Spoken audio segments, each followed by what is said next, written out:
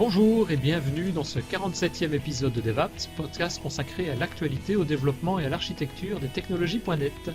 Nous enregistrons cet épisode le 30 septembre 2018, après une très longue période estivale. Je suis Denis Voituron et je suis accompagné de mes deux comparses du jour, Christophe Peugnier et Richard Clark. Bonjour Richard, tu as passé de bonnes Bonjour vacances? Denis. Oui. Des longues vacances. Des longues vacances, oui, tout à fait. En plus, sans enregistrement, ça nous a permis chacun de pouvoir faire vaquer à ses occupations tranquilles. Donc, mais ça nous manque. En tout cas, moi, ça m'a manqué. Donc, j'espère qu'on va refaire des épisodes régulièrement. Et ce premier va être bien parti, je pense. Et de l'autre côté, on a dit, Christophe. Bonjour Christophe, tu vas bien aussi? Ouais, ça va très bien. Ouais, passer de bonnes vacances. Il a fait très beau. Non, franchement, oui. C'était sympa. Bien reposé aussi pour cette nouvelle saison? Bah ouais. Quel enthousiasme. Ouais, À reprendre quoi. On est bien en vacances, non? On est bien, ouais. Donc pour commencer cette nouvelle saison, on a tous les trois décidé de changer légèrement la formule des podcasts. On a décidé de pouvoir d'aller un peu plus souvent se consacrer sur l'actualité des développements, des développeurs.net, tout en conservant évidemment tout ce qui a fait la joie de tous les podcasteurs, enfin de tous les...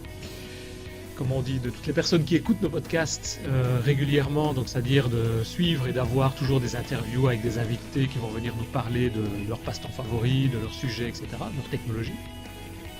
Et donc cet épisode-ci va être un peu plus particulier puisque c'est un épisode consacré uniquement aux actualités et il y en a eu pas mal sur les quelques dernières semaines.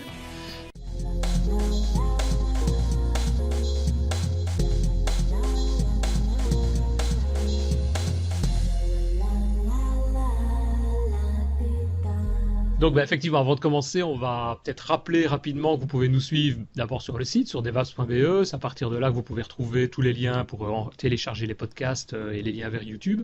Mais vous pouvez aussi nous supporter sur Tipeee. Et donc pour ça, il suffit de naviguer sur tipeee.com, donc TIP 3 fois E, tipeee.com/devaps, et vous choisissez simplement un montant, un tips pour nous supporter. Donc, et vous pouvez ainsi nous confirmer votre choix, vous pouvez nous soutenir soit une seule fois, vous pouvez nous soutenir pour plusieurs épisodes. Et vous pouvez évidemment annuler à n'importe quel moment votre participation.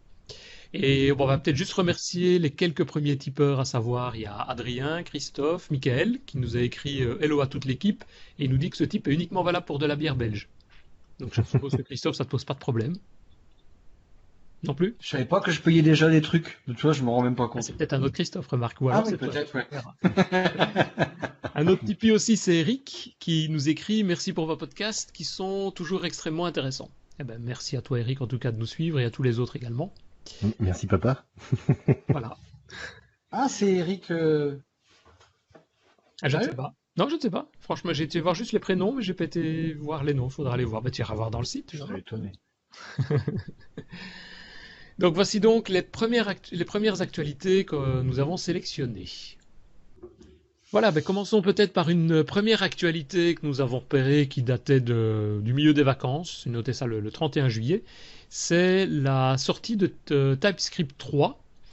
Et donc une nouvelle version de TypeScript est sortie et elle possède toute une série de nouvelles fonctionnalités. Un peu comme d'habitude, ça va beaucoup plus vite, etc. Donc il y a plein de choses un peu nouvelles.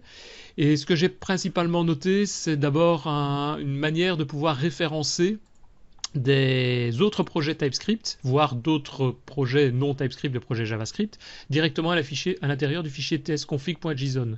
Donc c'est globalement la grosse nouveauté que Microsoft met en avant. C'est vrai que ça peut être intéressant, je ne sais pas si c'est vraiment une nouveauté pour dire que c'est une version 3 qui doit sortir pour ça. Mais donc en deux mots, en gros, dans le fichier tsconfig.json, on vient rajouter une rubrique reference dans laquelle on spécifie quel est le chemin d'accès. Passe deux points et on donne le chemin vers un dossier, vers un répertoire ou un autre fichier tsconfig.json sur un autre projet. Et ça permet ainsi de démultiplier en quelque sorte les projets et d'en avoir un seul plus commun, plus global qu'on va remettre dans le système.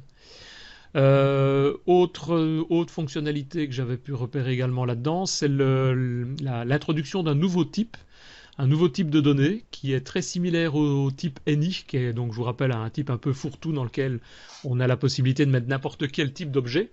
Ben ici, on a un nouveau type qui s'appelle unknown et qui, lui, c'est la même chose que ANY. On peut mettre ce qu'on veut dedans, à la seule différence qu'on ne peut pas après accéder aux propriétés comme le ANY. ANY, on peut accéder ensuite à n'importe quelle propriété et le compilateur TypeScript ne vient pas râler en disant que la propriété n'existe pas.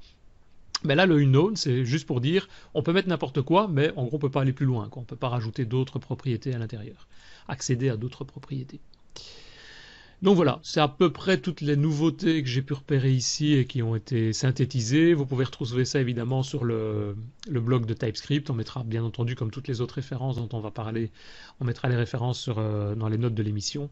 Et donc vous pourrez aller voir ça en détail si ça vous intéresse, pour voir exactement tout ce qui est nouveau. Il y a un des points aussi que j'avais repéré, c'était un aspect de breaking change, donc un blocage, je vais dire, par rapport à des anciens codes que vous auriez.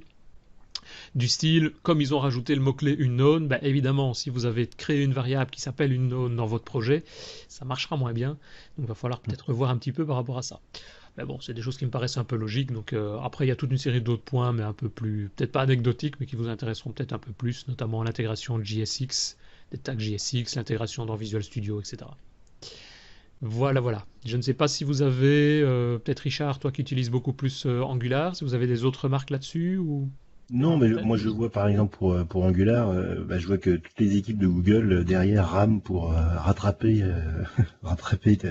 Microsoft qui avance à pas forcer avec TypeScript. Angular là maintenant on est à on supporte la version 2.9 je crois de TypeScript, mais vous avez d'autres projets comme par exemple Angular Material 2 et puis Flexi Layout. Alors Material 2 depuis quelques jours supporte la version 2.9, mais pour ce qui est des Flex Layout, pas encore. Donc, faut attendre un petit peu, quoi, pour avoir les nouvelles fonctionnalités. Mais je pense que cette histoire de projets multiples, c'est quelque chose qu'on voit également dans Angular avec Angular CLI qui supporte les multi-projets. Multiples projets Angular, ouais. C'est vrai que ça peut être intéressant, hein, au lieu d'avoir un seul gros projet, puisque les projets Angular, quand on les met en entreprise, ça commence à devenir parfois un peu important, un peu énorme. Et c'est vrai que démultiplier, faire plusieurs petits projets, comme on a des mini DLL, on va dire, en C#, en .NET, ça pourrait faire un peu le même principe, quoi. Ça peut être pas mal. On passe à la news suivante. On passe à la news suivante. Et là, c'est une news que je passe la main à Christophe, puisque c'est toi qui as noté cette news-là.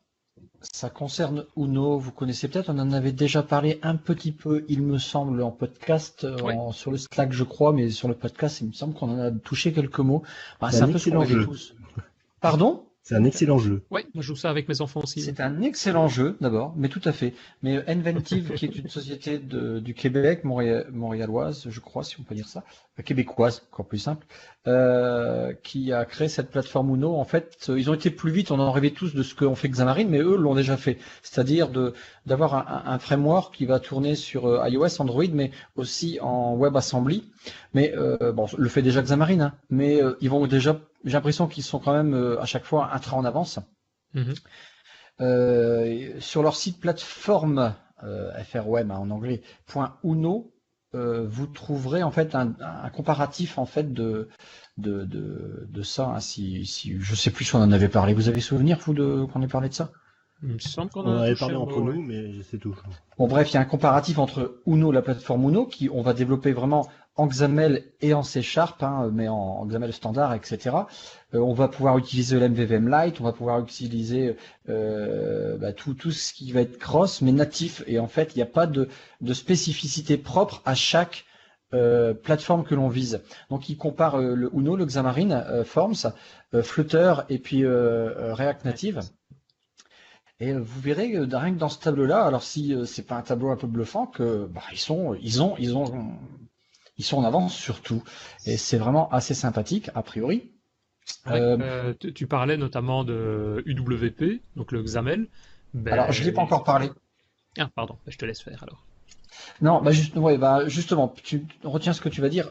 La news là qui est intéressante, c'est qu'ils viennent de mettre à jour la plateforme Uno, qui est en open source, déjà gros plus aussi. C'est nouveau, ça, utiliser... je pense. Je pense pas que c'était en open source au préalable, je crois. Mais ils l'ont passé récemment. Je sais plus. Mais en tout cas, ça l'est et c'est le gros point positif aussi. Ouais. Et maintenant, ils viennent on peut utiliser le Windows Community Toolkit. Et c'est juste énorme. Alors attention, c'est expérimental pour pas encore dire bêta. Il y a quelques petites choses qui n'ont pas encore implémenté, comme tout ce qui va être les services associés. Je parle par les services OneDrive, LinkedIn, le Microsoft Graph, bon, qui n'ont pas encore été modifiés. Il y a plein de petits trucs ici et là. Il y a des limites actuellement sur les Windows Composition, les API de Windows Composition sur iOS.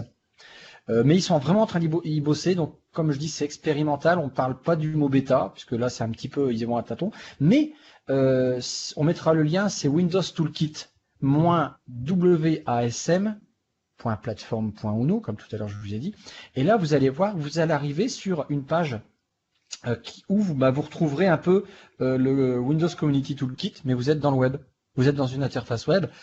C'est un peu bluffant, c'est lent. Alors moi j'ai testé, mais c'est lent, donc c'est du WebAssembly. Je trouve qu'il y a encore, enfin je sais pas, je trouve que ça lent à mon niveau, mais ma machine elle a ramé ce matin et puis mon internet n'est pas non plus à mort quoi. Mais vous verrez que c'est bluffant, c'est vraiment bluffant, c'est sympathique. Je les ai contactés pour qu'on fasse un podcast. Dédié à ça, je trouve que ça mériterait vraiment un podcast comme on l'a fait avec Blazor. Voilà. Ouais. C'était une news qui m'intéressait, c'est vraiment bien. Tu voulais dire, Denis? Ben non, je parlais même sans parler du toolkit, rien que l'aspect XAML. C'est des choses, historiquement, c'est vrai que Xamarin n'intégrait pas, je crois que c'est Laurent Bugnon qui en parlait, n'intègre pas le XAML au format tel quel, donc les mêmes balises, les mêmes utilisations des commandes. Tout à fait, c'est très limité. Deux sociétés, voilà.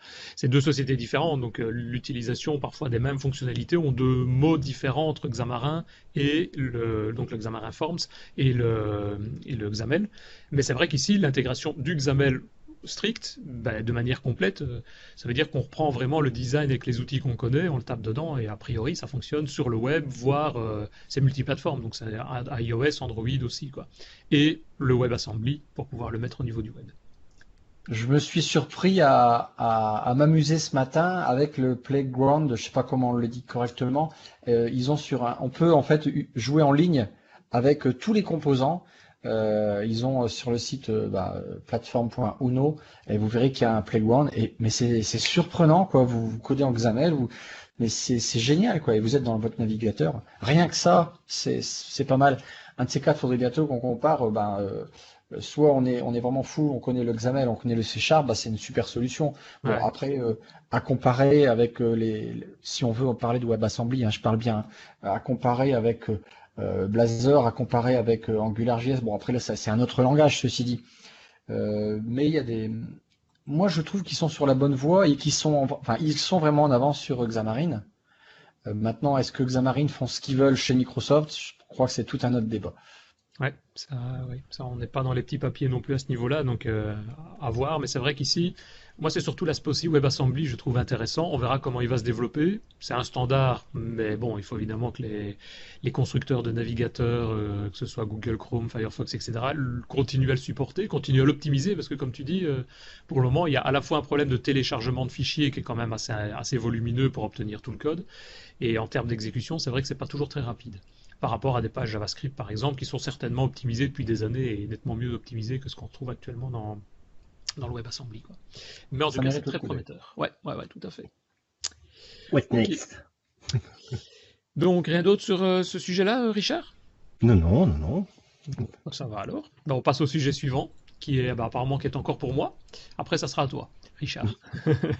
Ici, le sujet suivant, c'est ce que j'avais repéré, c'est sur .NET Core version 3. Qui va bientôt également arriver, dans lequel Microsoft annonce aussi toute une série de nouveautés, évidemment, dont notamment l'amélioration des performances. Ça, c'est, on va dire, le classique. Mais c'est vrai qu'ici, il y a quand même pas mal de choses qui ont été améliorées à ce niveau-là. Mais alors, surtout, c'est une ouverture, une augmentation du nombre d'API supportés, et notamment toutes les API de type Windows 10, anciennement connues sous le nom WinRT. Et donc ça permet ainsi de développer des projets qui respectent la norme .NET standard, donc en .NET Core, aussi bien pour des applications Windows que des applications qui tourneraient sur d'autres plateformes. Alors attention, Microsoft n'a pas, j'espère pas encore pour le moment, moi j'espère que ça viendra un jour, mais en tout cas, n'a pas annoncé qu'il y aurait le support de tout le fonctionnement de Windows 10 sur d'autres plateformes. Donc tout ce qui est Windows Forms, tout ce qui est UWP, tout ce qui est WPF, etc., On peut les développer en .NET Core, on pourra les développer en .NET Core 3, mais on va pas pouvoir les prendre et directement exécuter des applications graphiques sur Linux ou sur Mac, quoi. Donc ça reste des applications console toujours sur Linux et Mac, mais par contre ça permet de développer un seul code, un seul développement pour tout ça. Et alors j'ai repéré aussi la possibilité de hoster des contrôles XAML en .NET Core dans WPF et WinForms, et aussi hoster le browser UWP et les Media Controls à l'intérieur de .NET Core. Donc voilà, je ne sais pas ce que vous pensez de ça, si ça vous intéresse, si vous faites déjà du développement en .NET Core? Moi, pas encore, mais je pense que ça va pas tarder. Ouais. Moi, pour ma part, tous les nouveaux développements, il y a 2 projets ici nouveaux depuis quelques mois maintenant, c'est tout du .NET Core. Et tout ce qu'on dit effectivement en termes de vitesse et autres, franchement, mais c'est des projets nouveaux, donc ça repart de zéro, donc évidemment, Ouais, ça peut faire de la migration, quoi. Ouais. Donc là, c'est vrai qu'avec .NET Core 3, ça permettra d'aller encore un pas supplémentaire dans tout ce qui est migration. Et justement, lié à ça, en termes de migration, Microsoft a annoncé également un projet qui est déjà opérationnel, mais qui va évoluer, c'est le .NET Core 3 Analyzer. Puisque on va se retrouver quasiment avec presque toutes les API disponibles en .NET Core 3. Mais donc la question, c'est de savoir, tiens, est-ce que votre développement que vous avez fait anciennement en Windows Forms ou en WPF, est-ce qu'il va pouvoir directement être recompilé en .NET Core 3? Et donc vous avez un petit outil qui est un Portability Analyzer. Vous l'exécutez, vous choisissez simplement le nom de votre binaire, de l'exé, avec le répertoire DLL et autres évidemment qui contiennent tout ça. Et vous appuyez sur le bouton Analyse, ça vous génère soit un résultat en Excel, soit ça vous donne une liste dans l'interface, dans la ligne de commande. Et là, vous avez ensuite la liste de toutes les commandes, de toutes les API qu'il a essayé d'appeler, évidemment qui ne sont pas supportées ou qui sont supportées. Et donc ça permet de faire ainsi des tris par programme, on va dire, par catégorie, par namespace, par classe, et d'avoir le détail jusqu'à la liste de toutes les classes qui se trouvent derrière. Donc je l'ai essayé moi sur un de mes projets, un vieux projet. L'outil marche bien. Le problème que j'ai eu, c'est que le résultat de mon fichier Excel, il était abominablement grand, parce qu'évidemment j'avais énormément d'API qui ne passaient pas, notamment tout ce qui était des connexions sur des DLL faites en C++ ou des DLL externes, forcément qui ne sont pas du tout en .NET, là il est complètement bloqué, quoi. Mais il le signale en tout cas. Donc ça permet de voir quelle est la quantité de travail éventuelle que vous devez apporter à votre projet par après. Donc à essayer en tout cas, je pense que ça peut être intéressant. Après, je ne dis pas que ça sera simple nécessairement pour pouvoir transcrire le projet sur la suite. Voilà, voilà. La news suivante, c'est peut-être pour toi, Richard? Oui, donc c'est une news qu'on va reprendre chaque mois puisque c'est la mise à jour de Visual Studio Code. Ouais. Vous savez que tous les mois, on a une nouvelle version qui apparaît. Donc là, c'est la version 1.26. Donc dans les principales nouveautés, il y a la principale nouveauté, c'est l'apparition du breadcrumb. Alors il y a pas eu encore de traduction de fait, même si vous avez la version française, vous verrez qu'il y aurait toujours marqué breadcrumbs. C'est un fil d'Ariane. Donc le gros avantage, c'est que vous avez par exemple un fichier TypeScript qui est ouvert. En haut de ce fichier TypeScript, vous avez un fil d'Ariane qui affiche l'emplacement du fichier ouvert dans la hiérarchie des dossiers. Donc quand vous cliquez sur le dossier, vous avez l'arborescence de votre projet qui s'affiche et vous pouvez ainsi naviguer dans un autre dossier ou dans un autre fichier. C'est un peu les chemins qu'on retrouve dans une fenêtre de Windows sur le système quand on navigue dans les dossiers. Absolument, oui.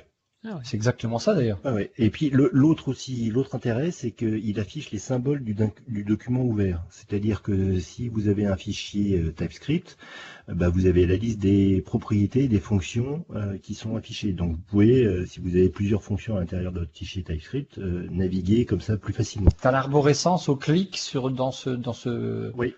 Dans ce breadcrumb, d'accord. Voilà. Et fil d'Ariane, je pense que c'est la bonne traduction. Hein. Ouais. Et c'est valable également pour les fichiers HTML. Donc vous avez là le DOM qui s'affiche complètement et donc vous pouvez naviguer aussi à l'intérieur de votre fichier. Peut-être eu l'occasion de le tester au niveau vitesse, parce que le DOM est énorme. Quoi. Oui, alors ça met un petit peu de temps à s'initialiser. Mais ça se fait en parallèle, je suppose. Ça se fait en parallèle, oui. Vous avez une seconde et puis après ça apparaît. Ça bloque pas ton document, quoi. Ça bloque pas le document. Autre chose, dans la fenêtre des problèmes du terminal, vous pouvez appliquer directement les suggestions. Vous savez, la petite enveloppe, la petite ampoule jaune là, qui est dans votre code, vous la retrouvez dans le terminal à l'endroit des problèmes et vous pouvez directement cliquer dessus et appliquer la correction. Et puis d'autres petites fonctionnalités comme la possibilité de faire un add all missing imports, c'est-à-dire que vous écrivez du code et puis il vous manque un certain nombre d'imports, vous le faites d'un seul coup plutôt que de le faire les uns après les autres. Bon, ça marche plus ou moins bien suivant la nature des projets. Le setup qui demande à ne plus être admin sous Windows. Donc moi je sais que dans l'entreprise dans laquelle j'interviens régulièrement actuellement, je suis pas admin et moralité tous les mois je leur demande est-ce que je peux être admin pour pouvoir mettre à jour Visual Studio Code. Ouais, et enfin juste une remarque, je l'ai fait ce matin ça parce qu'il m'a proposé de faire la mise à jour et la première fois il demande de désinstaller VS Code complet pour pouvoir le réinstaller. Enfin on perd rien puisque tous les paramètres sont sauvegardés mais oui, ça pour être compatible avec les nouvelles versions, il faut désinstaller et réinstaller. Ouais. Ah ouais. Et enfin, on a la preview de l'interface de gestion des préférences qui fait un gros pas, donc qui permet en fait, open settings. Donc, au lieu d'avoir un fichier JSON à modifier, vous avez tout simplement une interface. Ah, ça c'est bien. Ça c'est un pas énorme. Oui, ça j'étais sûr que ça allait te plaire, ça, Christophe. Forcément. Ah ouais, moi aussi, parce que enfin, c'est pas compliqué, on regarde les noms, mais là au moins on a quelque chose de plus complet, de plus explicatif, quoi. On a une vraie fenêtre graphique comme on la retrouve je dirais, dans la limite dans Visual Studio classique. Voilà. Je te repasse la main, Denis. C'est à moi la suivante? Ah oui. Oui, c'est à toi la suivante. La news suivante, moi ce que j'avais noté, c'était la documentation via un nouveau projet. Microsoft est en train de le sortir de manière plus approfondie. Je suis même pas certain que c'est Microsoft qui l'ait développé d'ailleurs. C'est DocFX, qui est un outil également disponible en open source, qui est en fait une ligne de commande à la base qui permet de faire la génération de la documentation. Et donc, moi, historiquement, je sais pas qu'est-ce que vous utilisiez comme pour gérer de la documentation de votre code au préalable. Je sais bien qu'il y a NDoc, il y a Sandcastle, je sais pas s'il y en a d'autres. Moi, je documente pas, moi. Bah voilà, c'est mieux. Comme ça. Je mets pas de commentaires et mes commentaires, c'est toujours du bras. Ou à la limite, tu scriptes tes commentaires, comme ça au moins personne ne sait les lire. Voilà. Exactement. Généralement, il y a un fichier Word qui est créé par le développeur au début du projet ou au milieu du projet ou quand on lui a demandé. Et 2 ans après, c'est toujours le même. Voilà, voilà, c'est ça. Il n'y a que toi qui es de la bonne école, Denis. Ben ouais, on essaye. Enfin, ça dépend, mais on essaye. Mais donc ici, celui qui veut documenter, il y a effectivement maintenant un projet qui s'appelle DocFX. Donc à utiliser, c'est docfx.exe. On tape le nom du CSproj ou le nom du répertoire qui contient les bibliothèques. Enfin, il est multi type de langage, donc ça peut être aussi bien du .NET, ça peut être du TypeScript, du JavaScript. Et l'avantage, c'est que il se base déjà sur la récupération, évidemment, dans votre code de tout ce qui est commentaires, donc les triple slash, par exemple, dans le C# pour récupérer les commentaires des méthodes. Mais il se base aussi sur tous les fichiers Markdown qu'on retrouve sur GitHub, qu'on retrouve maintenant dans TFS, dans VSTS aussi. Donc toute cette nomenclature de Markdown pour formater, pour présenter du code facilement, enfin des documentations facilement. Mais il a étendu le Markdown. C'est-à-dire qu'on a des balises qui permettent de faire des liens automatiques, de faire des inclusions de fichiers. Et ça, en Markdown, c'est quand même pratique. Si on veut par exemple avoir une barre en haut de l'écran qui contient un menu par exemple, on peut le créer qu'une seule fois et l'inclure dans tous les autres. On a du formatage avec des notes, des warnings, des infos, des choses comme ça. Donc il y a toute une série d'éléments supplémentaires qui sont utilisés. Et je m'avance peut-être, mais je me demande si c'est pas cet outil-là que Microsoft utilise pour générer la documentation docs.microsoft.com, qui est aussi récente depuis quelques mois maintenant. Et donc qui se base sur GitHub et sur base des documents dans GitHub, les Markdown, les pages Markdown dans GitHub, ça permet de générer automatiquement la documentation qui se trouve sur le site de Microsoft. Je ne sais pas si tu te souviens, Denis, mais quand on avait discuté avec David Catu à propos de son excellent framework Babylon.js, oui. On avait parlé de la documentation qu'on trouvait pas terrible et donc peu de temps après, de toute façon, il était bien conscient du problème. Il était sur le il était sur le chantier et je crois que donc maintenant il y a une très belle documentation de Babylon.js et je crois que c'est basé sur Docfx aussi. Ouais, mais ouais, c'est bien possible, parce que c'est vrai que rien que l'aspect Markdown par rapport à du classique HTML, on va dire, moi je trouve ça personnellement nettement plus simple à écrire.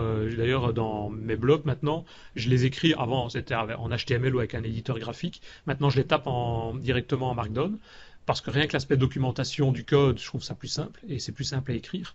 Et c'est vrai que du coup, l'intégrer, tous les menus et autres, avec un outil qui combine en quelque sorte, qui fusionne tout ça, je trouve ça pas mal. Donc voilà, il existe aussi une extension, enfin qui est en preview pour le moment, je pense, pour Visual Studio. Et sinon, je vous dis en ligne de commande pour automatiser un petit peu tout ça sur les serveurs de compilation, ça peut être pas mal. Voilà Alors pour justement, moi. Ouais. tu voyais que le logo de DocFX, c'est un gros D. Et pour la news suivante, le logo, c'est un gros B. Ils ne Donc sont pas il cassés s'agit la de tête au niveau des lettres, alors, hein. voilà. Donc c'est pour Blazor là qui est passé au début de l'été en version 0.5. Oui. Donc la grosse nouveauté, c'est la possibilité d'exécuter Blazor côté serveur. Et la communication entre le serveur et le client se fait avec Signal R. Donc quel est l'intérêt? L'intérêt, c'est donc dans ce qu'ils expliquent dans le futur, c'est que ça permettra de fonctionner avec Electron ou dans des web workers. Electron parce que c'est l'UI de Electron qui est en charge de faire la mise à jour de l'UI. Mhm. Et ça peut pas être Blazor en lui-même. Ça permet également à des navigateurs qui ne supportent pas le concept de WebAssembly de pouvoir supporter également les sites qui seraient développés avec Blazor. Et il y a un dernier point qui est pas avancé dans toute la documentation que j'ai lu un petit peu à gauche à droite, mais je pense qu'il y a un point qui est important, qui est comme la même chose, c'est exactement la même chose que pour Angular avec Angular Universal, c'est que ça va permettre, si on développe un site à Blazor ainsi, côté serveur, ça va permettre au moteur de recherche de mieux référencer le site et donc avoir un SEO qui soit vraiment performant. Ouais. Donc ça c'est le premier point. Le deuxième point c'est le moteur d'interaction entre le code .NET et C# qui a beaucoup changé, notamment pour pouvoir justement supporter cette exécution côté serveur. Je ne sais pas si vous voyez le problème, mais votre code JavaScript est toujours exécuté côté client. Donc si on veut l'appeler ou inversement être appelé, il faut bien qu'il y ait une communication entre le serveur et le client. Donc c'est pas quelque chose qui a été simple à mettre en œuvre. Et avec ce changement, l'autre grosse nouveauté, c'est que maintenant, le code JavaScript peut appeler des méthodes d'instance avec des arguments de votre code C#. Jusqu'à présent, c'était uniquement des méthodes statiques de votre code C# qui pouvaient être utilisées par le JavaScript. Ouais. Mais il reste toujours un gros problème avec Blazor, c'est le débogage. Donc il y a une nouvelle tentative de débogage, mais pour l'avoir testé, je suis pas vraiment emballé. C'est un petit peu l'usine à gaz à mettre en œuvre pour l'instant. Donc pour l'instant, c'est toujours un console.write, un console.log qui marche bien et qui permet de voir comment ça évolue. Il y a la version, là où je suis un petit peu inquiet, c'est qu'il y a la version 0.6 qui est la version suivante. Il y a, contrairement aux versions précédentes, il n'y a pas de date d'annoncer. Donc, alors est-ce que c'est parce qu'il y a les vacances d'août et qu'ils ne savaient pas trop où ils allaient pour la suite? Je sais pas. Donc, à surveiller toujours comme projet sur le site GitHub puisqu'il est open source. Il est open source et ils ont d'ailleurs maintenant un site blazor.net si on veut commencer ou avoir des intros là-dessus de ce que ça fait, enfin vraiment un tutoriel de démarrage, quoi. Ils ont créé le site blazor.net pour ça. Et c'est vrai que c'est en version bêta, ça commence, c'est déjà bien avancé, mais c'est vraiment en version non utilisable en production, loin de là. Surtout qu'il y a des changements réguliers qui viennent casser ce qui était fait avant. Par contre, c'est un peu comme l'autre projet dont Christophe a parlé, là, le projet Uno. Moi, c'est tout ce qui est WebAssembly. À mon avis, c'est les éléments où on pourra regarder ça avec attention dans les semaines et dans les mois qui viennent. Parce qu'à mon avis, là, ça va pouvoir avancer vraiment à grands pas d'avoir un seul langage, un seul système, de la compilation, donc d'avoir un vrai développement complet, aussi bien côté client et côté serveur, quoi. Justement, Christophe, tu as quelque chose à nous dire? Ouais, je vous parlais tantôt de Uno exactement, et je vous avais parlé que Uno commence à supporter Windows Community Toolkit. Eh bien, il est sorti en version 4 cet été, Ah oui. avec enfin un data grid.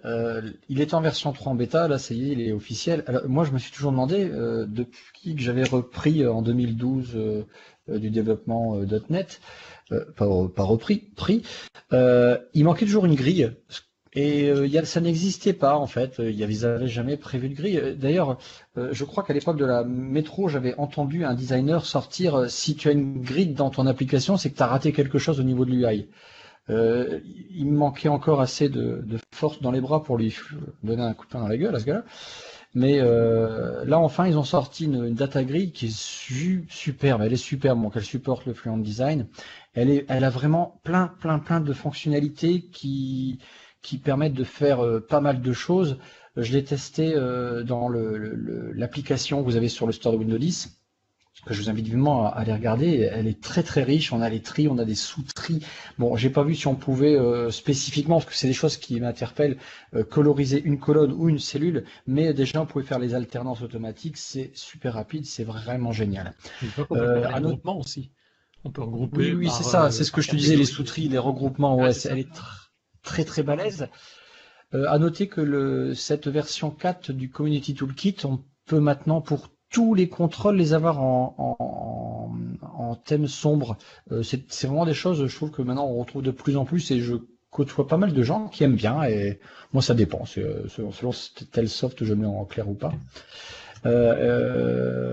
Puis des petites choses ici et là, ils commencent à migrer pas mal de trucs, de services comme le Twitter, Linky en .NET standard. Enfin voilà, c'est une belle amélioration, le 4.0 est vraiment pas mal, donc à suivre. Ouais, non, c'est vrai. Ça continue à évoluer.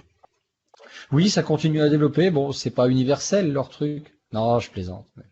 C'est propre à Windows 10, quoi. Non, mais c'est pas mal. Maintenant, Uno le supporte, ça devient intéressant.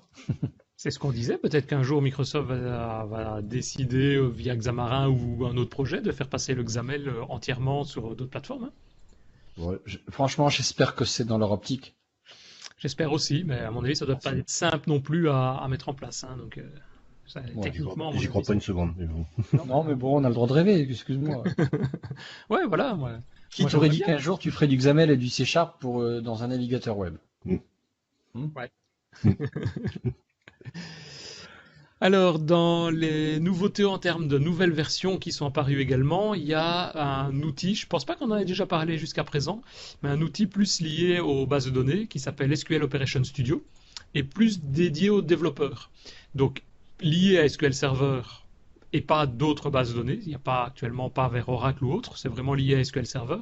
Et donc SQL Operation Studio, en fait, c'est un éditeur basé sur le même éditeur, exactement graphiquement le même éditeur que VS Code. C'est repris de la même manière, donc multiplateforme aussi, etc. Et qui permet de créer des requêtes SQL et de les exécuter. Évidemment, ça c'est le principe de base. Et surtout, ce qu'ils ont rajouté dans la dernière version, c'est 2 ou 3 choses. C'est-à-dire la première, c'est la gestion du SQL Server Agent. Donc pour ceux qui ne connaissent pas le SQL Server Agent, en gros c'est un moteur d'exécution de tâches, de jobs planifiés ou sur base d'un contenu dans la DB, de triggers de DB, des choses comme ça, de pouvoir les exécuter. Et donc ici on a une extension qui permet de voir, de suivre ce qui existe au niveau de ce SQL Server Agent. Ce qu'ils ont rajouté également, et ça je trouve ça pas mal, c'est la possibilité d'avoir un profiler. Et donc ça existait dans les outils qui existent toujours d'ailleurs liés à SQL Server, ce qu'on appelle le SQL Server Management Studio, le SSMS, qui est vraiment là une usine à gaz et qui est beaucoup plus orienté, mais vraiment pour tout le monde, développeurs en partie, mais surtout aussi tout ce qui est administrateur réseau. Et donc SQL Server Operation Studio, lui, est beaucoup plus purement dev.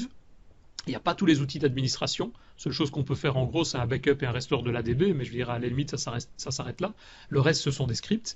Et donc le SQL Server Profiler, c'est l'outil qui permet d'analyser tout ce qui passe entre votre profiler et le serveur, et donc de voir un petit peu toutes les requêtes qui sont exécutées sur le serveur pour voir ce qui est lent, ce qui est pas lent, ce qui est rapide, ce qui doit être optimisé, et ainsi de suite.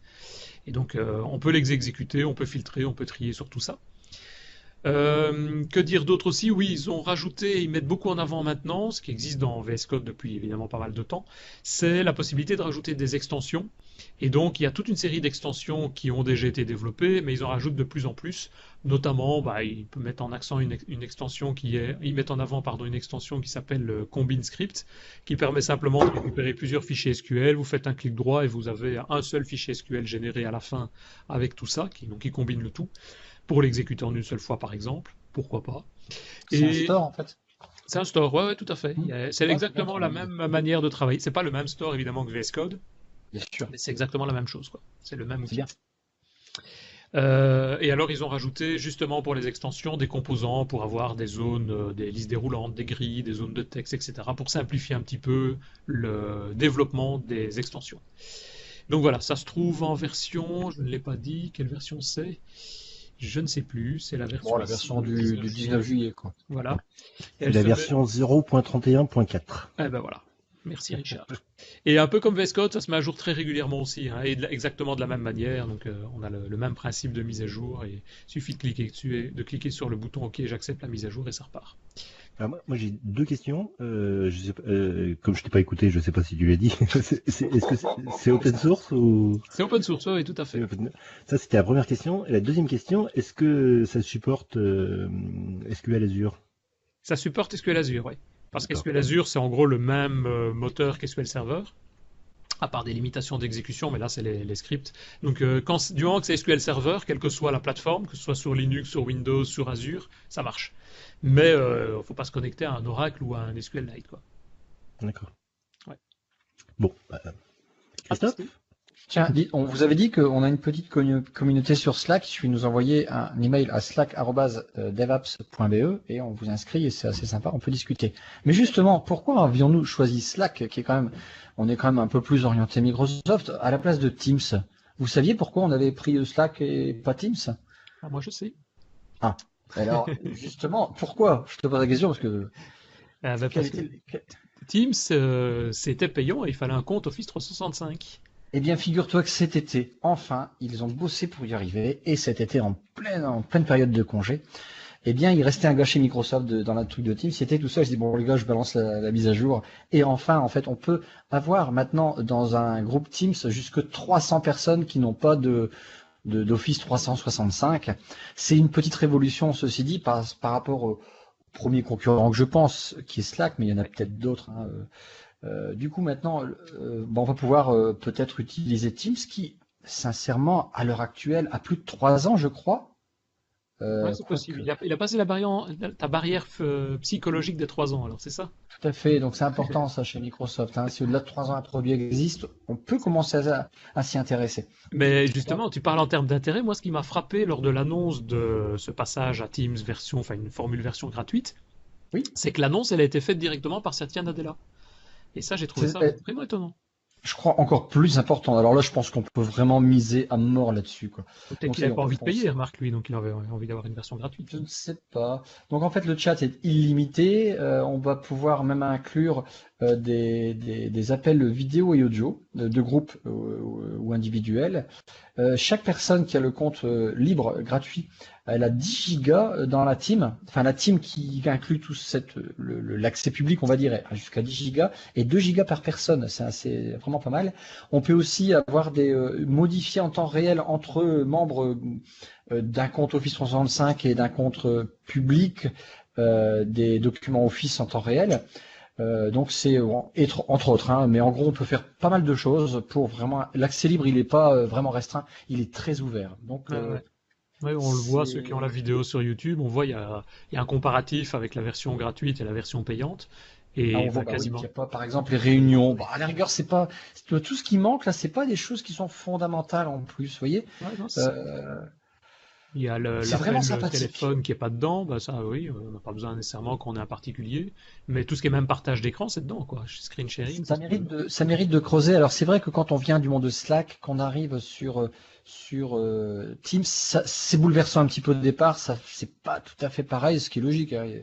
Mais au final, j'ai l'impression que Teams est bien plus puissant. En ayant survolé un petit peu Teams, il est beaucoup plus flexible et on peut faire pas mal de choses. Nous, Grâce aussi à l'Office 365. Hein. on l'a intégré il y a quelques semaines maintenant au bureau, parce qu'avant c'était un peu disparate, il y avait un peu différents outils, dont beaucoup Slack, et des utilisateurs qui ne sont même pas du tout dans le monde Microsoft, qui travaillent en Java, sur Linux, sur du Mac, on les a entre guillemets passés sur Teams pour essayer, et franchement, il y en a énormément qui sont très satisfaits de Teams, dans la manière dont ça réagit, des fonctionnalités qui sont disponibles, etc., l'ergonomie d'utilisation, apparemment, il y en a énormément qui sont contents.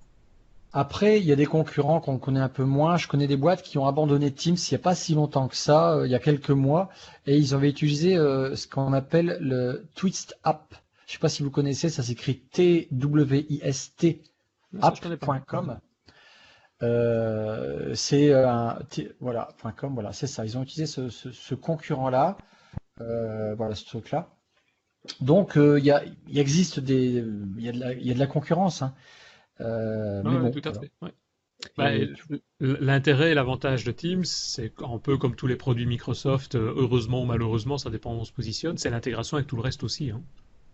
oui, c'est l'Office 365 et puis après tout ce qui est derrière, toute la l'univers en fait de l'Office, de cette partie Office qui est monstrueux. Et comme c'est relié à Azure, Satya Nadella adore, et donc je pense ça va pas fermer Teams. Et C'est l'intégration avec tout le protocole Skype, parce qu'il y a l'interface qui n'est pas exactement la même, mais le protocole Skype. Et donc, une chose, nous, qu'on utilise régulièrement, c'est on planifie une réunion, donc on spécifie à tel jour, telle date avec l'équipe, on est 3-4, on doit se mettre en réunion. On reçoit un mail de rappel, mais on a juste un lien dans Teams et on a juste besoin d'appuyer sur le bouton. Et Ouais, mais c'est ça qui est génial, hein. il n'y a même pas besoin d'installer une app, hein. Ça fonctionne nativement. Celui qui veut utiliser directement dans Chrome, il ouvre Chrome et pop, il se connecte dessus et il parle, quoi. Ouais, non, mais c'est super balèze. Et puis quand on voit un peu, enfin, on voit que l'eau de l'iceberg, hein, mais c'est génial, Teams, Ouais, sincèrement. tout à fait. Enfin voilà, à suivre. Hein. Moi, je reviens juste sur un petit truc. Là, tu avais demandé le numéro de version de SQL Operation Studio. Ouais. Eh bien non, c'est la 0.32.7. Il y a eu depuis le mois de juillet, il y a eu une mise à jour. Donc il y a eu une mise à jour au mois d'août. Ah, j'ai loupé. Ouais. Ou alors c'est vraiment tout neuf, quoi. Ouais, non, c'est possible. Voilà. Ok. Donc, c'est une information super importante. Ah ouais, C'est non, la oui, 0.32.7. merci. Ça va Ouh, alors. Justement, on recevait des tweets, mais super. Alors, dans les informations super importantes aussi, juste un problème que j'ai eu, et ben, je vais poser la question aux développeurs Angular qui sont ici autour de la table, c'est où est-ce que vous stockez, où est-ce que vous enregistrez tous vos paramètres de configuration en Angular? Je sais plus. Ça fait 2 mois que C'est-à-dire j'ai pas fait mon projet. Ben, quand tu as, imaginons, tu as ton application cliente qui doit se connecter à des API donc sur un serveur, où se trouve l'URL de l'API parce qu'elle change peut-être d'un environnement à l'autre, où se trouvent les paramètres pour dire il y a maximum Bon, telle ton donnée. fichier .ini, il est où? Voilà, ton appsettings.json ou ton web.config, il est où? Généralement, je le mets dans l'environnement. Mais, Ah ben voilà, c'est ce que je faisais, c'est ce que je fais aussi en partie. Mais ça m'ennuyait, en fait, de travailler avec environment.ts ou environmentprod.ts.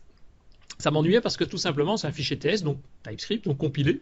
Et donc moi, ce qui m'ennuyait, c'est que quand je compile le projet et que j'obtiens un résultat, binaire évidemment, enfin binaire JavaScript dans ce cas-ci, mais binaire, ben, ça contient mes paramètres d'environnement, mes paramètres de configuration. Et donc si je veux changer d'environnement avec le même binaire, je ne sais pas le faire. J'ai pas un fichier de config manipulable de cette manière-là.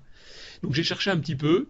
Et j'ai trouvé un petit peu toutes sortes, dont un article d'une personne qui explique que c'est pas nécessairement la bonne place de mettre dans Environment TS parce que c'est plus là où on met les éléments pour dire ben, on est en dev, en prod, etc. Mais il y a moyen, entre guillemets, assez simplement, il faut créer une classe pour le faire, donc je vous mettrai le lien pour ceux qui sont intéressés. Il y a moyen de créer un fichier de config que vous appelez comme vous voulez, hein, mais moi je l'ai appelé appsettings.config, qui contient appsettings.json, pardon, qui contient tous vos paramètres de configuration et qui sont chargés au préalable, je vais dire, par le chargeur, par le loader d'Angular, pour les avoir au plus tôt. pour dès qu'on doit faire des initialisations de paramétrage, qu'on ait ces paramètres-là disponibles. Et donc ça me permet ainsi. Explique-moi autrement, qu'est-ce qui va pas avec quand on met tout dans environnement.ts? Ben, quand tu as compilé, en gros, c'est comme si tu mettais tes paramètres de configuration dans ton fichier C# ou C++. Et donc, quand tu là, compiles, dans ton cas, là, je l'ai dans un fichier texte, un fichier JSON distinct. Et donc, ça veut dire que ma DLL, dans ce cas-ci, mon fichier, mon package JavaScript compilé, je peux le prendre d'un environnement de développement, un environnement d'acceptance, de test, de production, le même package, le même binaire, mais juste changer le fichier de configuration avec les paramètres qui sont d'environnement 1 à l'environnement 2, quoi. Ah bah oui, j'adopte tout de suite. Ah bah oui, attends. J'ai quand même juste une petite question. Ce fichier, donc du coup, il est distribué avec l'application. Bah non. Non, enfin distribué, il se trouve de base dans les assets, dans le dossier assets. Et on peut le retirer si on file à quelqu'un de toute façon après. Ah oui, tu peux le retirer, c'est un fichier que tu mets ou que tu ne mets pas. Bon, s'il ne le met pas, il va avoir du mal à trouver ses paramètres. Et on peut mettre, après, on met j'imagine, en dur dans le code, entre guillemets, les valeurs par défaut, si fondamentalement, il faudrait une valeur par défaut. Par exemple, qui serait chantée par ce fichier de config. C'est ça. Tout à fait. Moi, je trouve ça bien. Hein. Ce qu'ils font par exemple ici, c'est ils créent une interface ou une classe qu'ils ont appelée iappconfig avec la liste de toutes les propriétés qui vont donc correspondre à tout ce qui se trouve dans le fichier de configuration. Donc par exemple, on a API server, metadata, API server rules qui se trouvent à l'intérieur du fichier de config. Et le chargement se fait entre guillemets de manière automatique par après, quoi. Dès qu'on rajoute un paramètre de config, on a juste besoin de modifier l'interface pour ajouter cette propriété. Le chargement est disponible et on a accès directement à toutes les valeurs. Évidemment, le fichier de config, si on lui connaît son URL, on y accède, je veux dire entre guillemets en clair. C'est comme si on accède à une image qui se trouve dans le dossier asset, on va récupérer le fichier de configuration aussi en clair. Donc, c'est ça qui me chiffonne, quoi. Faut pas mettre du paramètre, ou alors les crypter, mais il faut pas mettre de paramètres sensibles à l'intérieur. Mais typiquement des URL pour dire voilà quelle est l'adresse du serveur API. Je veux dire, c'est pas très compliqué, même si on n'a pas le fichier de config, de trouver quelle est l'URL qui est utilisée, quoi. C'est typiquement ce genre de choses qu'on va mettre dedans. C'est une bonne idée. Donc voilà, ça m'a cassé la tête pendant quelques jours pour essayer de trouver parce que j'avais pas ça. Il faut demander, Denis. Voilà. Bah ouais. Et en plus, c'est de l'Angular, mais je l'ai trouvé sur le site msdnmicrosoft.com. Hein. Comme quoi. Donc voilà, si ça intéresse d'autres personnes, tant mieux. Ensuite, je te passe la parole, Richard. Oui, c'est pour parler des mises à jour de Visual Studio. Ouais. Donc on a la version de Visual Studio pour Windows qui est passée en version 15.9. Donc pas énormément de nouveautés à l'intérieur. 15.8 ou 15.9 15.8, oui, pardon. La 15.9, elle est en preview actuellement. Donc là maintenant il y a tout un tas de nouveaux raccourcis qui ont été encore rajoutés.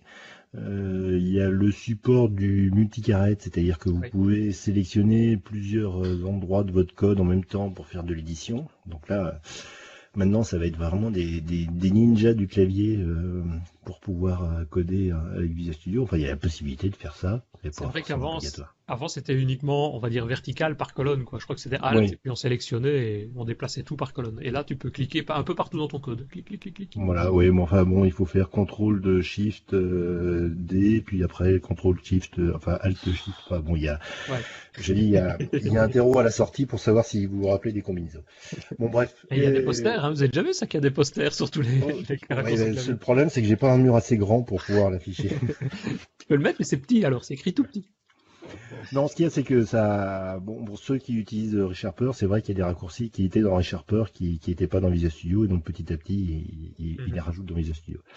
Après, il y a comme d'habitude, il y a des améliorations sur les performances. Alors, avec Git, notamment sur les checkout et switching sur les branches. Il y a des améliorations sur les tests de performance. Et sur l'usage du CPU, donc ça bien sûr c'est par rapport à leur benchmark. Après dans une utilisation quotidienne, je sais pas si on voit la différence, mais eux la voient, donc on leur fait confiance. Après dans les différentes autres nouveautés, moi j'ai noté surtout le support de TypeScript 3, l'amélioration du support de Vue.js, qui est aussi un des frameworks web qui est à la mode en ce moment avec React et Angular. Il y a le support de ESLint pour améliorer votre code JavaScript. Ouais. Il y a le support du super émulateur Android de Google. Et il y a l'amélioration du designer de Xamarin. Bon, Ah vous oui. voyez, il y a pas, c'est des améliorations, c'est des petits patchs, donc on va pas bouder la chose. Et pour Mac, donc on a en version 7.6, donc là, amélioration des performances de l'éditeur. Merci Aspro. Pour changer. Euh, et, amélioration donc de l'éditeur de code. Et puis il y a le support des Azure Functions qui a été amélioré. Bon, voilà, c'est pareil, ça avance, c'est incrémental, donc c'est bien qu'on ait comme ça des mises à jour très régulières. Oui, parfois même trop régulière, hein, parce que je faisais encore la remarque à un collègue hier, j'avais fait la mise à jour, je sais plus, on est en 15.8.2, je pense, et la 15.8.1 qui est sortie il y a quelques jours. Le temps que je fasse la mise à jour, le lendemain, il y avait la 8.2 qui venait de sortir. Et juste une remarque par rapport, je ne sais plus si c'est la 15.8 ou juste avant, un truc que j'ai trouvé, c'est vraiment anecdotique, mais moi ça me simplifie la vie énormément, c'est quand on clique en bas à droite, là où il y a la liste des branches, là, mais vraiment dans la barre de statut en bas, on a maintenant la possibilité de faire des pulls, des push et des fetch directement, sans devoir passer par le menu Git pour pouvoir faire la récupération du code. Et ça, Je pense rien que ces petits raccourcis, c'est vachement cool. Et je pense qu'il s'inspire, alors je ne sais pas qui s'inspire de qui, mais avec Visual Studio Code, il y a Ouais. des choses, enfin, ces choses-là existent, quoi. Ouais, Téléphone, je pense, où ils bouffent ensemble le midi. Oui. Tu sais pas. Tu sais pas. ouais, c'est notamment, tu parlais tout au cantine. début, le Ils ont dû créer un multi. Teams, je pense. Ah ben voilà, et ils se partagent les écrans. Évidemment. Depuis que c'est gratuit, ça leur coûte nettement moins cher, évidemment. Ah bah Christophe. Justement, ouais, en parlant d'applications de logiciels, je dirais même, rappelez-vous à la build, ils ont sorti le MSIX. Il y a une petite nouveauté, pas grand-chose, mais MSIX, c'est les programmes d'installation qui remplacent le point MSI que tout le monde connaît s'il a plus de 15 ans. Et donc MSX, c'est juste MSI plus l'APPX, hein, d'accord, on va concaténer tout ça et en faire un programme d'installation qui de plus, le système de MSX est open source aussi. Qu'est-ce qui ne l'est plus chez Microsoft maintenant? Ouais. Alors deux petites nouveautés assez sympas, qui avancent, qui progressent, qui montrent que bah voilà, c'est pas sorti, on n'en parle plus parce que depuis la build il n'y avait plus grand chose, j'avoue. Maintenant, ils ont sorti un paquet, une petite application qui est sur le store pour, alors faut être en insider chez Windows, pour créer vous-même votre packaging et vous éviter de passer par le PowerShell. Donc ça c'est vraiment bien. C'est un petit wizard, comment on appelle ça un wizard en français, un petit Assistant. programme, un petit assistant ou pas à pas. Vous sélectionnez votre point MSI, vous le transformez, le package, etc. À la fin il fait tout. Donc ça c'est vraiment sympa. C'est très convivial et puis on s'emmerde plus à avoir des interfaces de boutonneux dans les garages. Oh putain, qu'est-ce que je dis là? Tu couperas ça. De PowerShell quoi. Et puis aussi maintenant pour les DSI, donc on va retrouver les points MSI dans les System Center Configuration Manager. Vous savez, le programme qu'ils utilisent sur les Windows Server pour déployer les applications. Donc là maintenant le point MSX est disponible, petite nouveauté. Et donc voilà, donc c'était pas grand chose, mais moi j'aime bien parce que c'est bon, vous l'avez compris, le PowerShell c'est bien, hein, c'est beau, mais c'est pas ma tasse de thé. Et là, une interface tout sympa. Pardon, c'est? C'est bleu. Ouais, non, mais ouais, c'est bien, c'est beau, c'est super puissant, mais bon, si j'avais que ça à faire, c'est bien, mais j'ai pas que ça à faire. Donc moi, des interfaces Wizard, j'adore quoi.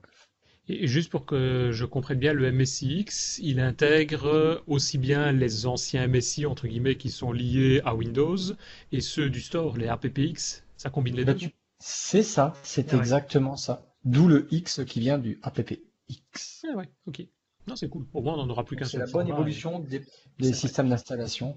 Ouais. Euh, Oui, puisque Microsoft avait annoncé, je sais pas si c'est déjà fait ça, annoncé le fait qu'on allait pouvoir télécharger des applications 32 bits, enfin des vraies applications installables depuis le store. Hein.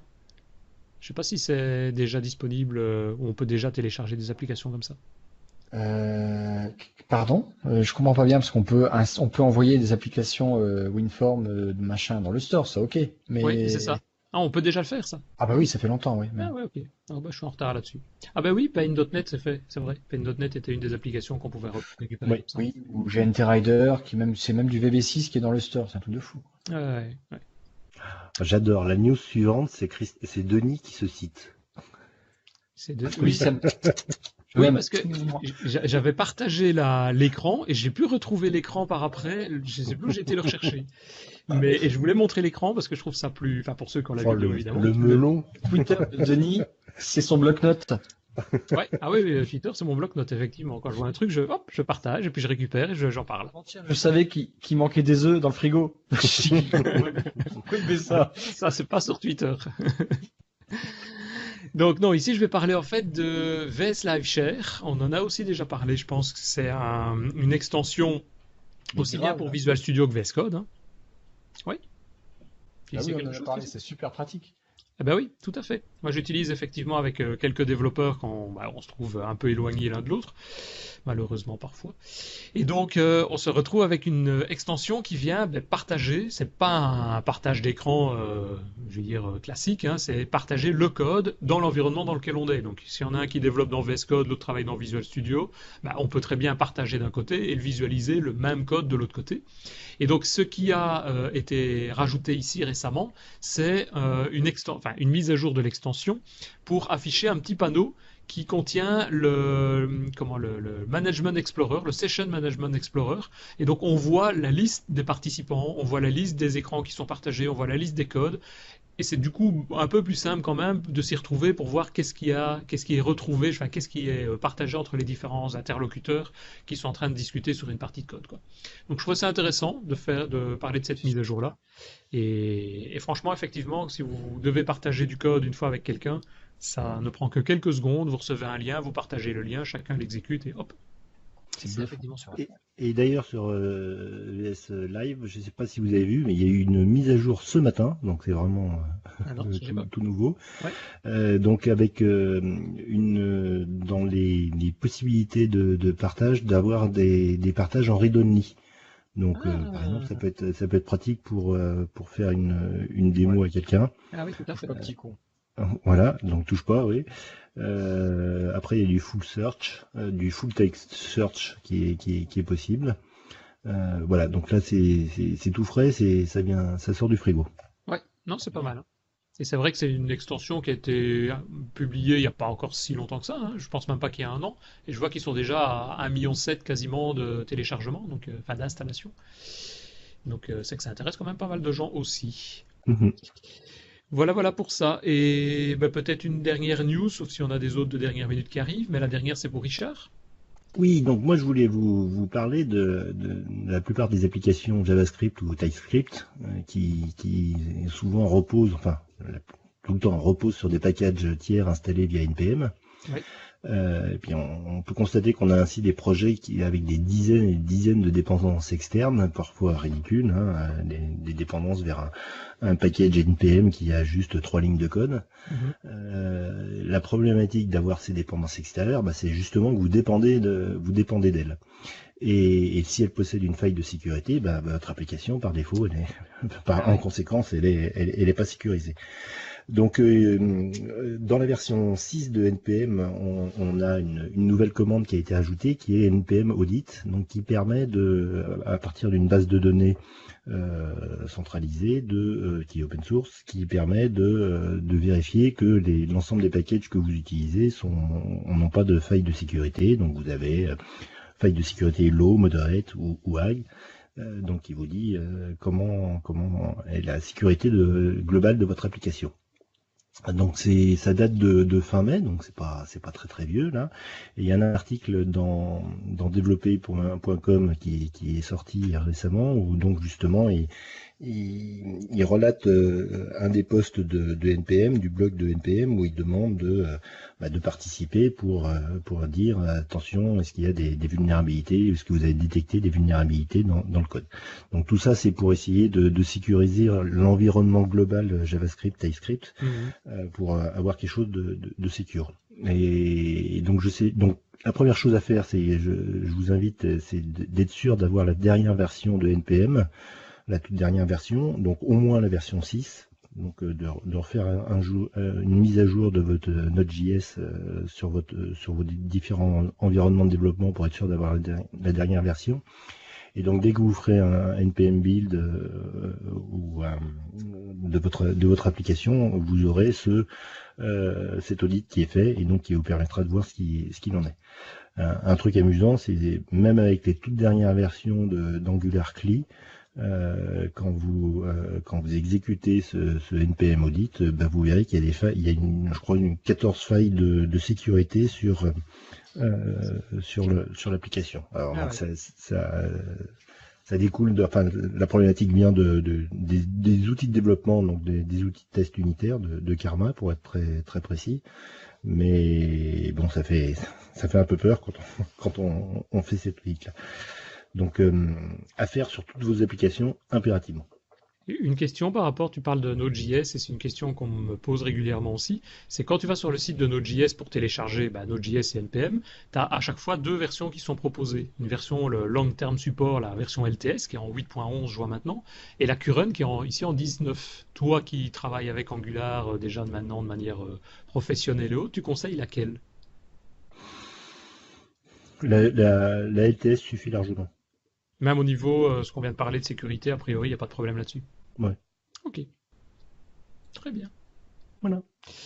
Parfait, parfait. Je ne sais pas si vous avez si vous aviez pensé à d'autres remarques, d'autres news, d'autres commentaires. Non, moi je rajouterais juste une chose là. Donc on inaugure un petit peu avec ce premier épisode l'idée de ne parler que des news. Bien entendu, on aura des épisodes aussi avec des invités. Oui. Mais j'insiste tous les auditeurs à nous rejoindre sur le Slack pour proposer, si eux aussi ils voient des news, de nous les proposer pour qu'on en parle la prochaine fois. Et nous dire ce que vous pensez de cette formule, est-ce que vous trouvez ça intéressant ou pas, peut-être, est-ce qu'il faudra améliorer quelque chose. Et donc, comme tu viens de le dire, si vous voulez vous connecter au Slack, le plus simple, Christophe l'a déjà dit tantôt, c'est un petit mail gratuit, slack@devaps.be, et puis on vous active le compte, votre adresse mail simplement, et vous aurez accès à devapspodcast.slack.com, et on va pouvoir discuter, comme on le fait régulièrement avec d'autres auditeurs, où on discute de dev et de toutes sortes de choses derrière. Parfait, voilà, je ne sais pas s'il y avait d'autres remarques pour toi, Christophe. Non. Non, c'est il mange. Oui, on va aller manger. Quoi? Il mange. Non, je vais y aller après là. Non. Je vous propose alors de terminer ici cet épisode-ci et de se retrouver à peu près dans un mois. On ne sait pas encore, peut-être pour des actualités certainement, mais en tout cas peut-être aussi avec un invité qui viendra nous parler de différents sujets, peut-être de Uno, peut-être si on a eu l'occasion d'organiser ça. On va voir un petit peu ce que ça donne. Merci beaucoup en tout cas à vous deux. Merci. À bientôt. À bientôt. Salut. Au revoir tout le monde.